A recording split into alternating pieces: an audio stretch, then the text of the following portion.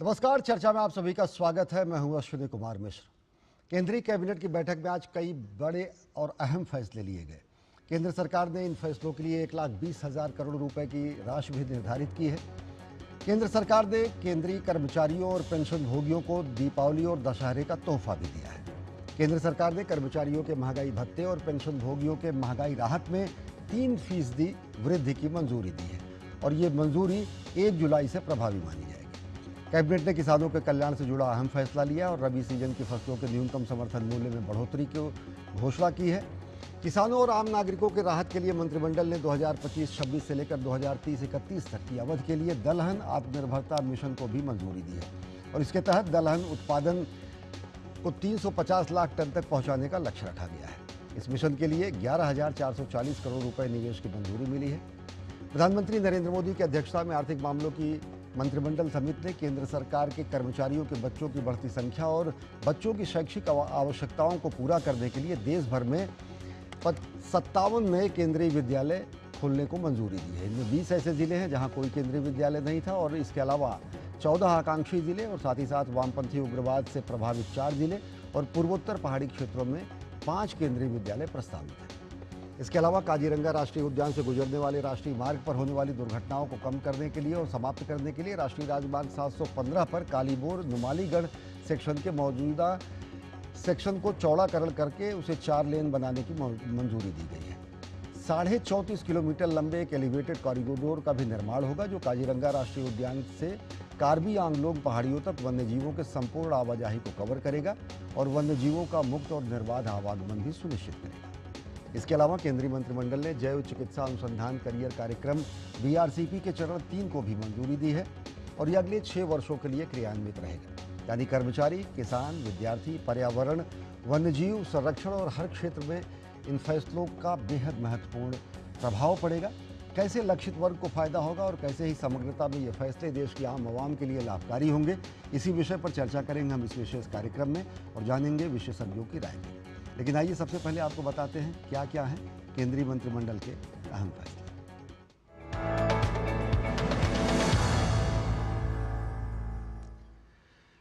प्रधानमंत्री नरेंद्र मोदी की अध्यक्षता में आज कैबिनेट की बैठक में फैसले जो लिए गए उनमें सबसे महत्वपूर्ण फैसला केंद्रीय कर्मचारियों और साथ ही साथ पेंशन भोगियों के DA में बढ़ोतरी के फैसले रहे। केंद्र सरकार ने केंद्रीय कर्मचारियों और पेंशन भोगियों के DA में 3% बढ़ोतरी की घोषणा की है और साथ ही साथ ये फैसले 1 जुलाई से प्रभावी माने जाएंगे। माननीय प्रधानमंत्री जी ने कैबिनेट में करीब 1,20,000 करोड़ रुपए के फैसले लिए हैं। बड़े फैसले हैं और जैसा आपने देखा लगातार इन 11 वर्षों में और विशेषकर जो प्रधानमंत्री श्री नरेंद्र मोदी जी की ऐतिहासिक तीसरी टर्म है, इसमें हमारे सेंट्रल गवर्नमेंट एम्प्लॉयज़ को, देश भर में सेंट्रल गवर्नमेंट एम्प्लॉयज़ को और पेंशनर्स को DA और डियरनेस रिलीफ 58% हो जाएगा, यानी 3% बढ़ा। बहुत ही बड़ी अच्छी बढ़ोतरी है ये और करीब 49 लाख एम्प्लॉयज़ और 69 लाख पेंशनर्स को इसका सीधा लाभ मिलेगा। देश भर में बहुत ही अच्छा इसका इम्पैक्ट रहेगा। साथ ही साथ जो जैसा होता है केंद्र सरकार के बढ़ाने के बाद में राज्य सरकार के एम्प्लॉयज़ को भी इसका सीधा बेनिफिट मिलता है। मंत्रिमंडल ने 17 राज्यों और केंद्र शासित प्रदेशों में 57 नए केंद्रीय विद्यालयों को मंजूरी दी है। 20 केंद्रीय विद्यालय उन जिलों में प्रस्तावित हैं जहां पर कोई भी केंद्रीय विद्यालय मौजूद नहीं है।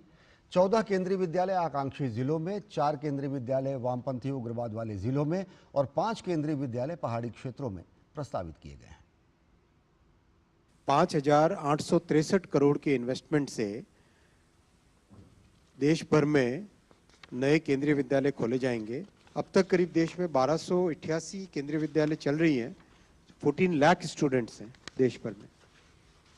इसको और आगे बढ़ाने के लिए 57 न्यू केंद्रीय विद्यालय खोले जाएंगे। इसमें 20 ऐसे हैं जो जिन जिलों में एक भी केंद्रीय विद्यालय नहीं है उनमें 20 जोड़े गए हैं। 14 केंद्रीय विद्यालय ऐसे हैं जो एस्पिरेशनल डिस्ट्रिक्ट में आकांक्षी जिलों में है और 4 केंद्रीय विद्यालय लेफ्ट विंग, अब तो वैसे भी LWE खत्म होने वाला है जल्दी, लेकिन पुराना जो क्लासिफिकेशन था उसके हिसाब से LWE जिलों में थे। और हिली एरिया और नॉर्थ ईस्टर्न रीजन में 5 केंद्रीय विद्यालय खोले जाएंगे। और कैबिनेट की बैठक में सरकार ने किसानों के हित में भी कई बड़े फैसले लिए। सरकार ने दालों के उत्पादन को बढ़ाने के लिए अगले 6 वर्षों के लिए दलहन मिशन को मंजूरी दी है। साथ ही साथ दलहन के फसलों के सुरक्षित स्टोरेज को पर केंद्र सरकार का बहुत फोकस रहेगा और साथ ही साथ रबी फसलों के समर्थन मूल्य में भी बढ़ोतरी की गई है। 11,440 करोड़ रुपीस के आउटले के साथ आत्मनिर्भर बनना पल्सेस में ये एक नया मिशन चालू किया जा रहा है। 6 साल के इस मिशन में कई सारे नए इनिशिएटिव लिए जाएंगे। सबसे पहले प्रोडक्टिविटी बढ़ाना, पल्सेस का बेटर सीड लेना, बेटर क्वालिटी के सीड, बेटर क्वालिटी के सीड में भी बेटर प्रोटीन की क्वांटिटी कैसे हो वो भी ध्यान देना। ऐसा करके जो ग्लोबल बेस्ट बेंचमार्क्स हैं उनके साथ कंपेयर करके प्रोडक्टिविटी बढ़ाना। दूसरा, पल्स कल्टीवेशन में एरिया को बढ़ाना, एक्रिएज बढ़ाना।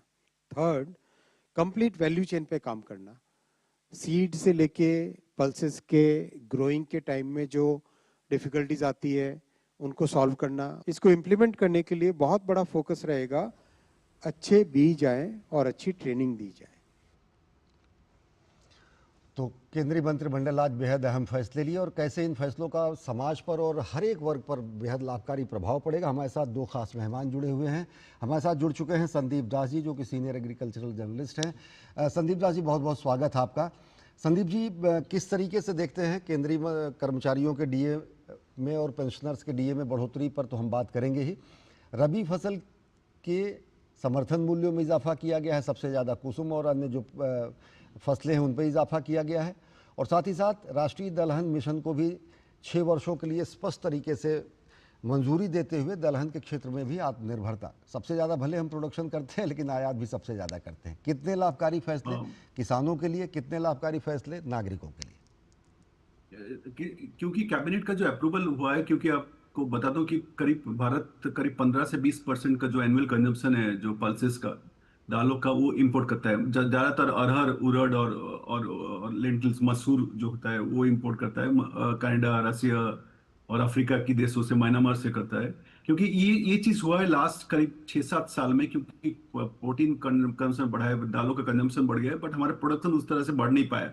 क्योंकि एक बार चीज बता, जो पल्सेस प्रोड्यूस होता है वो ज्यादातर रेनफेड एरिया में प्रोड्यूस होता है भारत में, और बहुत सीमित एरिया में कवर करता है। करीब करीब 75 से 80 डिस्ट्रिक्ट में पल्सेस होता है जी। तो उसको एक्सपांड करने की जरूरत है। तो इसके लिए मिशन बहुत कामदार होगा। और एससीओ जो सबसे बड़ा चीज है, एक तो प्रोडक्टिविटी इंक्रीज, वो बहुत वाइटल है, क्योंकि ग्लोबली हम लोग काफी कम है प्रोडक्टिविटी इंक्रीज, क्योंकि हमारे स्मॉल होल्डर फार्मर्स है। दूसरा चीज है, सबसे पहला चीज है जो एश्योर्ड प्रोक्योरमेंट, जब किसान, जो छोटे किसान इस फसल को लेगा पल्सेस, उसको प्रोक्योरमेंट हो जाए। उसको जैसे इन्होंने बोला कि 100% प्रोक्योरमेंट करेगा, जितना भी प्रोड्यूस करेगा प्रोक्योरमेंट करेगा। तो इसके लिए एक रोड मैप, 6 साल का रोड मैप बनाया गया है। उसमें करीब 31 मिलियन टन तक, अभी का करीब 25 मिलियन टन का प्रोडक्शन है। तो उसको जैसे इंपोर्ट रिडक्शन हो जाए, इंपोर्ट कम करे और इंपोर्ट आत्मनिर्भर की तरह जब स्टेप के, तो ये अहम फैसला है। और जहां तक रबी फसल का एमएसपी का सवाल है, तो रबी फसल में भी सबसे ग्राम जो है, जो चना, जी। उसका एमएसपी भी काफी बढ़ोतरी दिखा जा रहा है। करीब 4% का बढ़ोतरी है। और गेहूं का बढ़ोतरी 6.6% से ऊपर है, जो पिछले साल भी था। तो ये बड़ा सिग्नल, एमएसपी का मतलब ये होता है कि सरकार जो बुआई से पहले, सोइंग से पहले सिग्नल देते हैं। ये एक चीज बता दो, इस बार कैबिनेट ने काफी जो फैसला लिया है पिछले साल की, और किसी तरह से पहले कर दिया है, काफी 2-3 हफ्ता पहले, एटलीस्ट 2 हफ्ता पहले इसे डिसीजन लिया गया है कैबिनेट, जो एमएसपी का प्रपोजल, सो दैट जो अभी खरीफ का हार्वेस्ट हो रहा है तो किसान को एक सिग्नल मिले कि मुझे इतना पैसा में मिलेगा एमएसपी, तो उस हिसाब से प्रोडक्शन बढ़ती हो सकता है। जी संदीप जी, एक चीज़ और जानना चाहेंगे। दलहन मिशन जो है, आत्मनिर्भरता मिशन, एक तरीके से ये 6 वर्षों के लिए है, 2026 से 25 से 31 तक के लिए। इसमें और भी प्रावधान किए गए हैं कि कटाई के बाद जो नुकसान होगा उसको कम करने के लिए 1000 प्रसंस्करण इकाइयों की स्थापना की जाएगी। अगले 4 वर्षों के दौरान तुअर, उड़द और मसूर की 100% खरीद की प्रतिबद्धता और साथ ही साथ वादा केंद्र सरकार करती है एमएसपी पर। तो कैसे किसानों की आय बढ़ेगी और कैसे जो हमारा इंपोर्ट है, जो हमारा आयात है, वो कम होगा और कैसे इस क्षेत्र में भी हम आत्मनिर्भर हो सकेंगे? क्योंकि अब देखिए पल्सेस एक बहुत क्रिटिकल क्रॉप है, क्योंकि आप जानते हैं पल्सेस बहुत ही कम पानी का लागत होता है इसमें, और ये प्रोटीन कंटेंट बहुत ज्यादा होता है, और ज्यादातर स्मॉल होल्डर फार्मर्स बड़ी सीमित 70 से 80 डिस्ट्रिक्ट में इसको उगाते हैं। और सबसे बड़ा महत्वपूर्ण है कि इसको नाइट्रोजन फिक्सेशन भी कम आता है। पल्सेस जो जो सॉइल में नाइट्रोजन फिक्स करता है, तो इसीलिए ये बहुत क्रिटिकल क्रॉप है। जो प्रोटीन हमारा जो बेस अभी भी एडुकेट प्रोटीन बहुत सारे लोगों को नहीं मिल पाता है। तो पल्सेस जो दाल कंजम्पशन है, क्योंकि लार्ज चंक वेजिटेरियन पॉपुलेशन यहाँ है, तो दाल एक ओनली सोर्स ऑफ प्रोटीन बहुत सारे लोगों के लिए होता है, मेजर सोर्स ऑफ प्रोटीन। तो ये एक तो फार्मर्स को लाभपूर्ण है, क्योंकि जो जब एस्योर्ड प्रोक्योरमेंट होगा तभी फार्मर्स उसकी तरफ आगे कदम बढ़ाएगा। क्योंकि जब प्रोक्योरमेंट नहीं होगा, हालांकि इस मिशन पे काम 2-3 साल से चल रहा है, पिछला 2 साल चल रहा है, लोगों कुछ कुछ पायलट प्रोजेक्ट भी कर चुके हैं। तो दो तरह की चीजें है, एक न्यू वेराइटी डेवलपमेंट, उसके ऊपर ध्यान दिया जा रहा है, और दूसरा एक एरिया एक्सपांशन है। तो जैसे 75-80 डिस्ट्रिक्ट बढ़ाकर इसको बढ़ाया जा रहा है, तो कई सारे एरिया में ग्रो हो सकता है। और उसको सपोर्ट करने के लिए इन्होंने एस्योर्ड प्रोक्योरमेंट, जो तमाम एजेंसियां है, नाफेड बोलिए, एनसीसीआई बोलिए, उनका स्टेट गवर्नमेंट एजेंसी के साथ मिलकर ये प्रोक्योर करेंगे। तो प्रोक्योर करने से किसान को ये तसल्ली मिलता है कि मैं जो प्रोड्यूस करता हूँ उसका जी। पूरा के पूरा सरकार खरीद लेगी। तो ये सब चीज एक ओवरऑल मिशन की तरफ रखते हुए कि जैसे कम किया जाए इंपोर्ट्स, क्योंकि 18% 20% का इंपोर्ट अभी हो रहा है जो एनुअल कंजम्पशन है हमारा, तो वो एक बहुत बड़ा कहीं ना कहीं अमाउंट है, जो चैलेंज है। वॉल्यूम एक 15 तो से 20% अमाउंट। अगर हम दाल का आयात कर रहे हैं, जबकि हम दाल के सबसे बड़े उत्पादक भी हैं। हमारे साथ वरिष्ठ आर्थिक पत्रकार शिशिर सिन्हा जी भी जुड़ गए हैं। शिशिर जी, हम कैबिनेट का आज अहम फैसलों की बात कर रहे हैं। 3% डीए कर्मचारियों का और साथ ही साथ पेंशन भोगियों का, एक अच्छी खबर, दशहरा के पहले दिवाली का तोहफा एक तरीके से कह सकते हैं। किस तरीके से देखते हैं कि कर्मचारियों के साथ साथ जो किसानों के लिए फैसले लिए गए हैं, रबी फसल के एमएसपी की घोषणा और दलहन आत्मनिर्भरता मिशन को भी मंजूरी, कितना लाभकारी किसान के लिए, कितना महत्वपूर्ण कर्मचारियों के लिए? शिशिर जी। देखिए, केंद्रीय सेवा कर्मियों की बात करें या सेवा निवृत्त कर्मचारियों की बात करें, उनको 3 महीने का अरियर मिलेगा, यानी कि जुलाई, अगस्त और सितंबर का अरियर मिलेगा। और ये अरियर का भुगतान जो है वो 30 अक्टूबर जो है वो 30 से अभी जो अक्टूबर का जब वेतन बनेगा उसमें उनको मिल जाएगा। तो इस बात की भी उम्मीद है कि वो पैसा इनको समय से पहले दे दिया जाए, क्योंकि दीपावली जो है वो 20 अक्टूबर को है, तो ताकि दीपावली की वो खरीदारी कर सकें। दूसरी ओर अगर आप किसानों का देखें, एमएसपी में जो बढ़ोतरी की गई है वो एक लंबे समय के लिए है, ऐसा नहीं कि उसका फायदा रातों रात मिलने वाला है, वो थोड़ा लंबे समय के लिए है। तो लेकिन उसका एक सकारात्मक माहौल बनता है। किसान जो है वो ज्यादा जो है वो बुआई, ज्यादा इलाके में बुआई का फैसला कर सकते हैं, किस तरीके का एमएसपी मिल रहा है, किन किन फसलों पर मिल रहा है। और वैसे भी हम सभी जानते हैं कि जो पारंपरिक फसलें हैं उस पर एमएसपी का फायदा होता है, और संदीप इस पर बेहतर आपको जानकारी दे सकते हैं। लेकिन किसानों के लिए स्थिति साफ हो जाती है कि उनको कहाँ बुआई करनी है, कितने इलाके में बुआई करनी है। तो अभी जो आप ये जो आज दोनों फैसले को देख रहे हैं, इसका फौरी तौर पर फायदा जो है वो शहरी उपभोक्ता जो है उनके लिए काफी मायने रखता है। और जी। यहाँ पर अर्थव्यवस्था की जो है वो जरूरत है कि शहरी मांग बढ़े। यहाँ पर एक और बात महत्वपूर्ण है कि ग्रामीण इलाके में खपत और मांग दोनों एक अच्छे स्तर पर बनी हुई है। और कई कंपनियां ये भी कह रही हैं कि हमारे लिए जो है वो ग्रामीण इलाकों में ज्यादा सामान बिक रहा है। तो अब वहां पर एक सेंटिमेंट की बात है, माहौल की बात है, वो बेहतर होगा और शहरी इलाकों में खपत बढ़ेगा, जिसका पूरा फायदा जो है वो अर्थव्यवस्था को मिलेगा। अर्थव्यवस्था को मिलेगा और अर्थव्यवस्था में भी गति आएगी। बहुत हम चर्चा जारी रखेंगे दोनों खास मेहमान से, लेकिन वक्त हो चला बेहद छोटे से ब्रेक का। देखते रहिए डीडी न्यूज।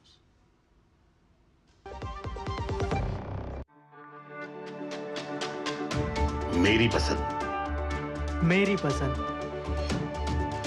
मेरी पसंद, मेरी पसंद, हमारी पसंद। हम सबकी पसंद। मजबूत देश का मजबूत सरिया हो गया स्टील। ब्रेक के बाद आप सभी का स्वागत। हम बात करें केंद्र सरकार द्वारा लिए गए बेहद अहम फैसलों की, जो कि फैसले किसान से, कर्मचारी से, विद्यार्थियों से और पर्यावरण से जुड़े हुए हैं, आधारभूत संरचना से जुड़े हुए हैं, राष्ट्र के विकास से जुड़े हुए हैं। दो खास मेहमान हमारे साथ जुड़े हुए हैं, शिशिर सिन्हा जी जो कि वरिष्ठ आर्थिक पत्रकार हैं, और साथ ही साथ हमारे साथ जुड़े हुए हैं संदीप दास जी जो कि कृषि मामलों के जानकार हैं, साथ ही साथ वरिष्ठ पत्रकार हैं। संदीप दास जी, हम एक बार फिर किसानों के हित की जो फैसले हैं उस पर चर्चा करेंगे। सरकार ने ये भी तय किया है कि आत्मनिर्भर दलहन मिशन के तहत हम दलहन की जो जोत है उसको भी बढ़ाएंगे, तकरीबन 350 लाख टन तक उपज बढ़ाने का और 1130 किलोग्राम प्रति हेक्टेयर तक बढ़ाने की उम्मीद की गई है। लेकिन चुनौती ये होती है कि दलहन साल भर के लिए वो पूरा का पूरा खेत फंस जाता है, उसमें फसलों को कई बार आप उत्पादन करने की स्थिति में नहीं होते, खेत फंस जाता है, गेहूँ, चावल या धान इस तरीके की फसलें उसमें नहीं उगा सकते हैं। कैसे इसको और ज़्यादा ल्यूक्रेटिव या कैसे इसको और ज़्यादा किसान उपयोगी बनाया जा सकेगा जिससे लोगों की जोत बढ़ सके, मतलब दलहन की जोत बढ़ सके? देखिए, पल्सेस में सबसे बड़ा चैलेंजेस ये है कि एक तो मैं पहले बताया जी, बहुत ही कम एरिया में होता है, जो 75 से 80 डिस्ट्रिक्ट में टोटल इंडिया में होता है पल्सेस, उसको बढ़ाने की जरूरत है। और जो न्यू वेराइटल डेवलपमेंट हुआ है वो बहुत ज्यादा मतलब नहीं हुआ है लास्ट 4-5 सालों में। उस हिसाब से जो हमारा डिमांड बढ़ रहा है प्रोटीन का और पल्सेस का, उस हिसाब से नहीं बढ़ा है। तो वो जो एक तो वेराइटल डेवलपमेंट हो गया, दूसरा चीज हो गया एरिया एक्सपेंशन, और तीसरा चीज है एस्योर्ड परचेज। जो अगर किसान को अगर एस्योर्ड परचेज नहीं दिया जाता है तो वो नहीं जाएगा उसका की तरफ। तो इसीलिए तो फोकस रहा है कि इसको, जैसे मैं बोला कि 2-3 साल से इन लोग पायलट प्रोजेक्ट करके कि कैसे हम लोग तूर, उड़द और मसूर का प्रोडक्शन बढ़ाया जाए, जो ये तीनों दालें हम लोग सबसे ज्यादा इंपोर्ट करते हैं, और उसको कैसे बढ़ाया जाए। और उस चीज के लिए एस्योर्ड प्रोक्योरमेंट इन्होंने झारखंड, पर्टिकुलरली ईस्टर्न जो बेल्ट है, एक बोला था राइस फैलो एरिया है जो ईस्टर्न यूपी से लेके बिहार और उड़ीसा उस तरफ है, जो राइस हार्वेस्ट के बाद बहुत खाली खेत रहता है। तो उस खेत को कैसे यूटिलाइज किया जाए, उसके लिए भी इस मिशन में जिक्र है। न्यू वेराइटल डेवलपमेंट के बारे में बताया गया, एस्योर्ड प्रोक्योरमेंट के बारे में। जो ग्लोबल स्टैंडर्ड जो देखोगे, कनाडा, रसिया और जो तमाम बड़े ग्लोबल प्रोड्यूसर, मतलब ग्लोबल प्रोडक्शन सेंटर जो है, जो वो भी काफी उनका प्रोडक्टिविटी ज्यादा है। हालांकि इंडिया सबसे ज्यादा प्रोड्यूसर है, सबसे ज्यादा कंज्यूमर है एंड सबसे ज्यादा इंपोर्टर भी है पल्सेस में। ये एक बड़ा दुविधा है हम लोग के लिए। तो उसको कैसे ब्रीच किया जाए, इंपोर्ट कैसे कम किया जाए, आत्मनिर्भर कैसे बने, तो ये तमाम मिशन मोड में इन्होंने लॉन्च किया है, जिसका काम शायद मैं बोला 1-2 साल पहले ही चल रहा था। किसान को एस्योर्ड देना पड़ेगा, अच्छा वैरायटी देना पड़ेगा, बायबैक देना पड़ेगा, और सबसे बड़ा चीज है जो सॉइल कंडीशन हम लोग डिटोरेट कर रहे हैं बहुत सारी जगहों में, काफी बिकॉज ऑफ द एक्सेसिव मतलब इंटेंसिव कल्टीवेशन, बहुत सारे तमाम फैक्टर की वजह से ये नाइट्रोजन फिक्सेशन करता है। तो ये बहुत ही ज्यादा कंड्यूसिव, जो बोला था अंग्रेजी में, वो है सॉइल के लिए पल्सेस प्रोडक्शन। बिसाइड जैसे पल्सेस प्रोटीन जो कंटेंट है, जो प्रोडक्शन बढ़ेगा तो पल्सेस एक्सेसिबल होगा, ज्यादा लोग खा पाएंगे उसको। तो प्रोटीन जो हमारा जो एडिक्वेसी है, प्रोटीन कम खाने का जो ओवरऑल पॉपुलेशन में है, उसको ब्रीच करने में ये मिशन बहुत ज्यादा सक्सेसफुल होगा। जी, शिशिर सिन्हा जी, आपसे सवाल है कि किस तरीके से आप देखते हैं, इसके पहले अगर देखें तो जीएसटी के 2 स्लैब किए जाने के ऐतिहासिक फैसले लिए गए, उसका भी सकारात्मक असर दिख रहा है। अब जो है डीए बढ़ा है, त्योहारी सीजन चल ही रहा है, बहुत सारे जो फैसले हैं जो आज केंद्र सरकार के, कैसे समूचे अर्थतंत्र को और सामाजिक तंत्र को और ज़्यादा गति देंगे, आर्थिक गतिविधियाँ बढ़ेंगी, अर्थव्यवस्था को तेजी मिलेगी? बिल्कुल, देखिए, ये जो सितंबर से दिसंबर 14 तक का समय होता है, जिसमें त्योहार और शादी दोनों का होता है, और दोनों में खर्च ज्यादा से ज्यादा होता है। अब उस खर्च में लोगों के पास सबसे बड़ी जरूरत है कि आपके पास खर्च करने योग्य आमदनी कितनी है। तो इसको हम लोग अंग्रेजी में कहते हैं डिस्क्रिशनरी इनकम। अब ये डिस्क्रिशनरी इनकम जब आपकी बढ़ती है, चाहे डीए के फैसले से हो या फिर अगर जीएसटी की दरों में कटौती की जाती है, तो बाकी जो आवश्यक सामान है वो सस्ते पे मिलता है, तो आपके पास डिस्क्रिशनरी इनकम बढ़ता है। तो इसका एक सबसे बड़ा फायदा क्या होता है कि अर्थव्यवस्था में एक सूचक्र की स्थिति बनती है, इसको हम लोग वर्चुअस साइकिल कहते हैं। आप यदि याद करेंगे तो वित्त मंत्री और प्रधानमंत्री दोनों ने ही इस बात का खास तौर पर जिक्र किया था कि किस तरीके से वर्चुअस साइकिल की शुरुआत होगी। वर्चुअस साइकिल यानी कि सूचक्र जो है, इसको आप ऐसे समझ सकते हैं कि एक अच्छे से दूसरा अच्छा होना, यानी कि एक सकारात्मक कदम से दूसरा सकारात्मक कदम होना। जब मांग बढ़ेगी तो जाहिर सी बात है कंपनी अपना उत्पादन बढ़ाएंगी, कंपनियां उत्पादन बढ़ाएंगी तो रोजगार के मौके बनेंगे, रोजगार के मौके बनेंगे तो लोगों के हाथ में पैसे आएंगे, पैसे आएंगे तो फिर वो मांग करेंगे। तो ये जो पूरा साइकिल है, ये साइकिल अर्थव्यवस्था की गति को बढ़ाने के लिए बहुत जरूरी है। और जी बीते कुछ समय से शहरी इलाकों में जो मांग की स्थिति बनी हुई थी उसे और रफ्तार देने की जरूरत थी, क्योंकि आप ध्यान रखें कि हमारा अभी लक्ष्य तुरंत जो है वो $5 ट्रिलियन का है 2027 तक, फिर उसके बाद $7 ट्रिलियन है जो 2030 तक, फिर है $10 ट्रिलियन 2033 तक, और उसके बाद 2047 तक विकसित भारत का लक्ष्य है। तो इन लक्ष्यों को हासिल करने के लिए जरूरत है कि आपके लिए शहरी इलाके और ग्रामीण इलाके दोनों में खपत बढ़े, दोनों में मांग की स्थिति बेहतर हो। तो ये जो जीएसटी की दरों में फेरबदल किया गया और उसके बाद आज जो फैसले किए गए हैं, चाहे वो डीए डीआर में बढ़ोतरी की बात हो या फिर जो एमएसपी में बढ़ोतरी हो, इन सब का असर उस वर्चुअस साइकिल यानी कि सुचक्र को बढ़ावा देगा, जो आर्थिक परिस्थिति जो है, आर्थिक व्यवस्था जो है उसको सुदृढ़ करेगा। जी साथ ही साथ जो सामाजिक तंत्र है वहां पर भी समावेशी विकास की बहुत जरूरत है। मान लीजिए कि हमने शहरी इलाकों पे ध्यान दिया, ग्रामीण इलाकों के मामले में हमने ज्यादा कुछ नहीं किया, तो आपके लिए समावेशी अर्थव्यवस्था की तुलना या समावेशी आर्थिकी की तुलना की कल्पना करना आपके लिए मुश्किल हो जाता है। तो ये सामाजिक तंत्र में समावेशी लाने की भी दिशा में एक अहम कदम है। बेहद आर्थिक गतिविधियां बढ़ेगी, लोगों की जो आप कह रहे हैं कि खर्च करने की शक्ति बढ़ेगी, क्रय करने की शक्ति बढ़ेगी, तो निश्चित तौर से समुदाय तंत्र को लाभ होगा। हम चर्चा जारी रखेंगे और दो अन्य अहम फैसले उन पर भी हम चर्चा करेंगे, लेकिन वक्त एक बेहद छोटे से ब्रेक का। देखते रहिए डीडी न्यूज़।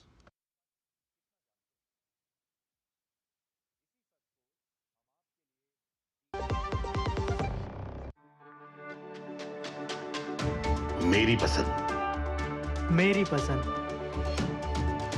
मेरी पसंद, मेरी पसंद, हमारी पसंद।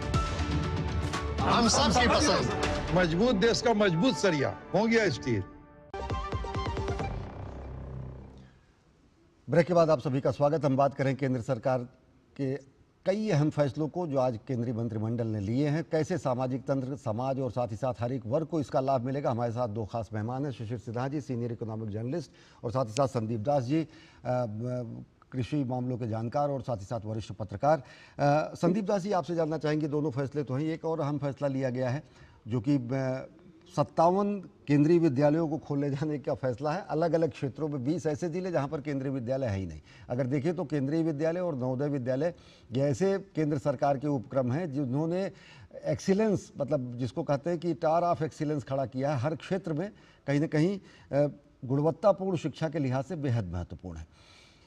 LWA एरियाज़ में, पूर्वोत्तर क्षेत्रों में और ऐसे ज़िले जहाँ पर जो आकांक्षी ज़िले हैं, पिछड़े ज़िले हैं, वहाँ पर इनका खोला जाना कितना मददगार होगा? डेफिनेटली देखिए, एजुकेशन सेक्टर एक ऐसा सेक्टर है, बेसिकली केंद्रीय विद्यालय आप जानते हैं काफी स्टैंडर्डाइज, जो एक तो एक केंद्रीय विद्यालय है, इसका काफी मतलब मैं बोल सकता हूँ कि काफी इकोनॉमिकल, क्योंकि ये एक स्टैंडर्ड लेवल का एजुकेशन, सीबीएसई लेवल का एजुकेशन देता है। तो इसका एक्सपांशन करने से ओबियसली तो ग्रासरूट लेवल पे जो आप बोल रहे हैं एक्सट्रीमिस्ट हिट एरिया और बैकवर्ड रीजन जो माना जाता है, या एस्पिरेशनल डिस्ट्रिक्ट हम लोग बोलते हैं, तो उसको डेफिनेटली तो बूस्ट, एजुकेशन का बूस्ट मिलेगा।